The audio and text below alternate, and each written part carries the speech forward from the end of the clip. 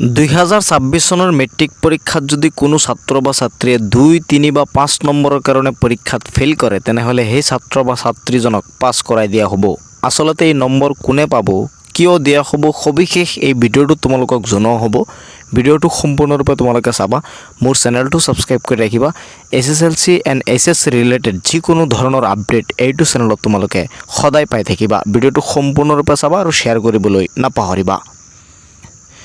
তো স্টুডেন্টস তোমালোকে হয়তো বহুতেই জানাই কথাটো যে মেট্ৰিক পৰীক্ষাত কি হয়, কোনো ষ্টুডেণ্টে যদি 2 বা 3 নম্বৰৰ কাৰণে কোনো এটা ছাবজেক্টত ফেইল কৰে তেনেহ'লে সেই 2 বা 3 বা 5 নম্বৰ সেই ছাত্ৰ বা ছাত্ৰীজনক ধৰি দিয়া হয় আৰু এইটোকে গ্ৰেছ মাৰ্ক বুলি কোৱা হয়। তোমালোকে হয়তো বহুতেই গ্ৰেছ মাৰ্কৰ বিষয়ে শুনিছা। তো 2026 চনতো যদি কোনো ষ্টুডেণ্ট 2 বা 3 বা 5 বা হায়েষ্ট মই দেখিছোঁ গ্ৰেছ মাৰ্ক 7লৈকে দিয়ে। যদি কোনো ষ্টুডেণ্ট 5ৰ কাৰণেও কোনো এটা ছাবজেক্টত ফেইল কৰে, বাকীকেইটা ছাবজেক্ট যদি তাৰ পৰীক্ষা ভাল হয় তেনেহ'লে এটা ছাবজেক্টত যদি 5 বা 4 বা 3ৰ কাৰণে ফেইল কৰে তেনেহ'লে সেই ছাবজেক্টটোত মাৰ্কছ ধৰি দি সেই ছাত্ৰ বা ছাত্ৰীজনক পাছ কৰাই দিয়া হয় আৰু এইটোকে গ্ৰেছ মাৰ্ক বুলি কোৱা হয়।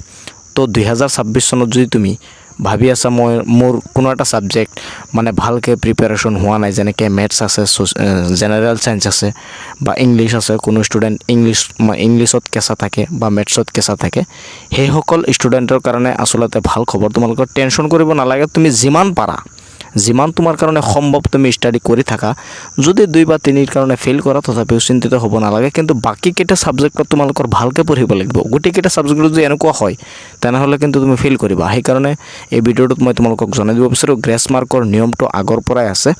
মেট্ৰিক বা HS পৰীক্ষাটো মাজে মাজে গ্ৰেছ মাৰ্ক দিয়ে। মেট্ৰিকত বহুত ষ্টুডেণ্টক গ্ৰেছ মাৰ্ক দিয়া দেখা যায়। যোৱাবাৰো গ্ৰেছ মাৰ্ক দিছে, এইবাৰো তোমালোকক গ্ৰেছ মাৰ্ক দিব।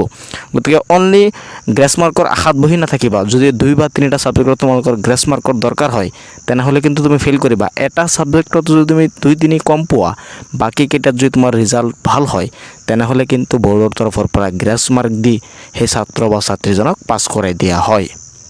তো ষ্টুডেণ্টছ, মই আশা কৰিছোঁ তুমি কথাখিনি বুজি পাইছা মই কি ক'ব বিচাৰিছোঁ। গ্ৰেছ মাৰ্কৰ আশাত তুমি পঢ়া এৰি নিদিবা। তোমাৰ পঢ়া তুমি কণ্টিনিউ কৰি থাকা। যদি 2 বা 3 কম পোৱা তেনেহ'লে বৰ্ডৰ তৰফৰ পৰা তোমালোকক সেই মাৰ্কছ ধৰি দি তোমাক পাছ কৰাই দিয়া হ'ব। তোমালোকৰ পঢ়া কেনেকুৱা হ'ল, ষ্টাডি তোমালোকৰ কেনেকুৱা চলি আছে, ষ্টাডি ৰুটিন তুমি ফ'ল' কৰি আছা নে নাই মোক কমেণ্টছ কৰি জনাবলৈ নাপাহৰিবা। মোৰ চেনেলতো অলৰেডি ষ্টাডি ৰুটিন আপলোড কৰা আছে। যদি তুমি সেই ৰুটিন ডাউনলোড কৰা নাই বা চোৱা নাই তেনেহ'লে মই তোমালোকক ছাজেষ্ট কৰিম সেই ৰুটিনখন ফ'ল' কৰি তুমি পঢ়িব পাৰা। তোমাৰ এটা ষ্টাডি ৰুটিন হৈ যাব। মোৰ চেনেলত আপলোড কৰা আছে, তোমালোকে চাই ল'ব পাৰা। আৰু তোমালোকৰ পঢ়া কিমানখিনি আগবাঢ়িছে এটা কমেণ্টছ কৰি মোক জনাবলৈ নাপাহৰিবা। প্ৰি টেষ্টৰ পৰীক্ষা তোমালোকৰ আৰম্ভ হৈছে নে নাই এইটো কমেণ্টছ কৰিবলৈ নাপাহৰিবা। লগ পাম পৰৱৰ্তী ভিডিঅ'ত। চাই থাকিবা তোমালোকৰ আপোন চেনেল টেক অফ MH।